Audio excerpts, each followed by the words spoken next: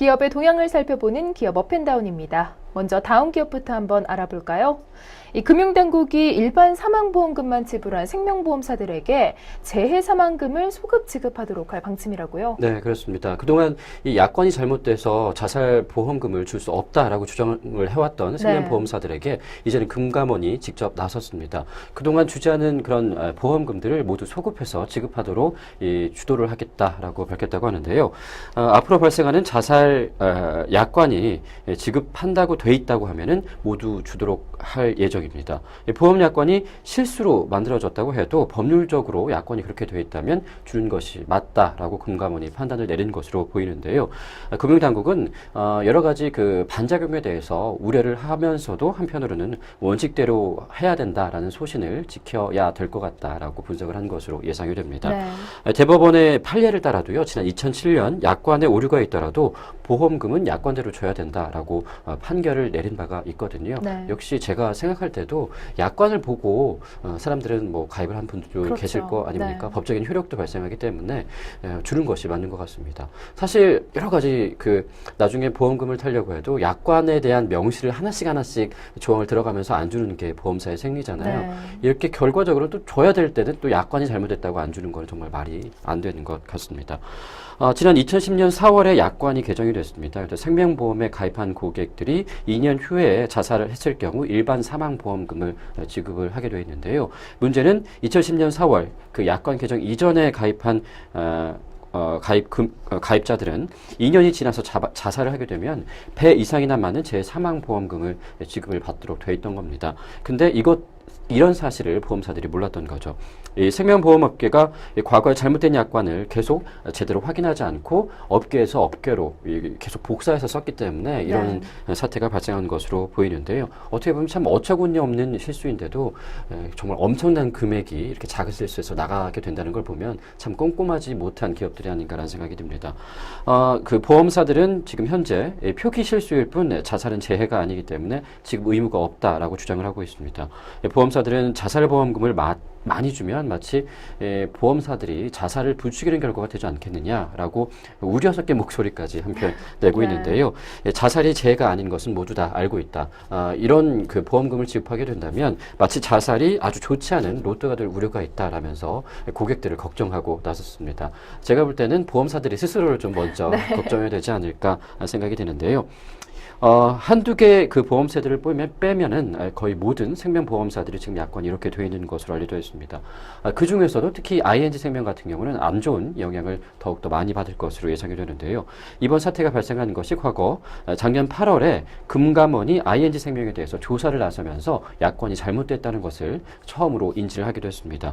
ING생명 같은 경우는 2003년부터 2010년까지 자살한 자에 대해서도 이런 보험금을 지급하게 돼 있다는 사실을 무시하고 총 200억 원 정도를 덜 지급한 것으로 나타났다고 하는데요.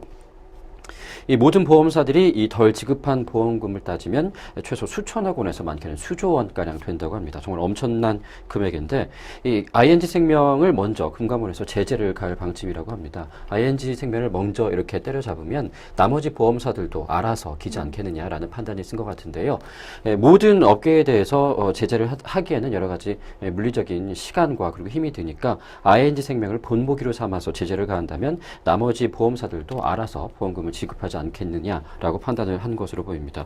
이 외국계 회사 같은 경우는요, 여러 가지 좋지 않은 평가들이 많습니다. 특히 민원 응대에 대해서 많은 문제가 있었던 것으로 보이는데 민원 발생 평가에 따르면 특히 ING생명이 또 최하위 등급을 받았다고 해요. 여러 가지 약관도 제대로 확인하지 않고 보험금도 지급하지 않았는데 심지어 민원에서도 굉장히 안 좋은 평가를 받았던 거죠. 그렇게 기업 이미지가 좋지 않은 그런 기업이다라고도 볼 수가 있을 텐데요.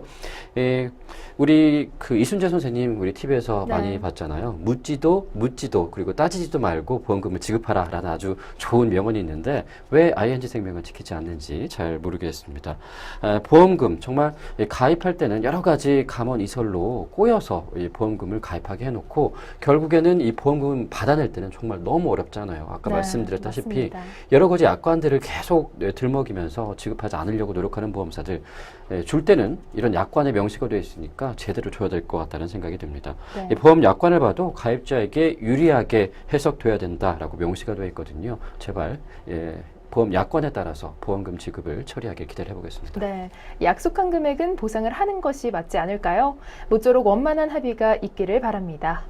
계속해서 업계와 알아보겠습니다. LG전자가 1분기에 깜짝 실적을 발표했죠. 네, 그렇습니다. LG전자가 다 선방을 하고 있는데요. TV 부분의 수익성에서 특히 많은 선방을 한 것으로 보입니다. 매출은 소폭 증가했지만 LG전자의 이익은 2배 이상 뛰어났다고 하는데요. TV 부분의 수익성이 크게 개선된 데다가 휴대폰 부분의 영업 적자가 감소를 하면서 실적 개선이 뚜렷하게 나타났다고 합니다. 어닝 쇼크, 어닝 서프라이즈라는 평가까지 받고 있는데 1분기 연결 매출은 14조 2,747억 원, 연결 영업이익은 5,040억 원을 기록을 했습니다. 매출 중간보다 영업이익의 폭이 더욱더 컸었는데요. 영업이익은 전년 동기 대비 44% 증가했고 또 전분기 대비 2배 이상이나 늘어났다고 합니다. TV 사업 매출은 4조 9,473억 원, 영업이익은 2,403억 원 증가했다고 합니다. LG전자의 전체 영업이익의 절반가량을 이 TV 부문에서 달성했다고 볼 수가 있을 텐데 특히 휴대폰 부문 역시 G2와 G 프로2, 넥서스 5가 판매 호조를 보이면서 1분기 LTE폰 판매량이 사상 최대인 500만 대를 기록을 했다고 합니다. 앞으로 LG전자는 프리미엄 제품 매출 비중을 더욱더 극대화하고 비용을 효율화를 달성을 해서 수익성을 지속적으로 강화하겠다라는 입장을 밝혔습니다. 네, LGTV 참 튼튼하고 화질이 좋다고 저도 평소에 생각을 했었는데요. 역시 실적에서 나타나네요. 이 스마트폰 분야에서도 좋은 소식 들리길 기대하겠습니다. 플레이스토어에서 아주경제를 검색하시면 아주 모바일 TV를 스마트폰에서 만나보실 수 있습니다.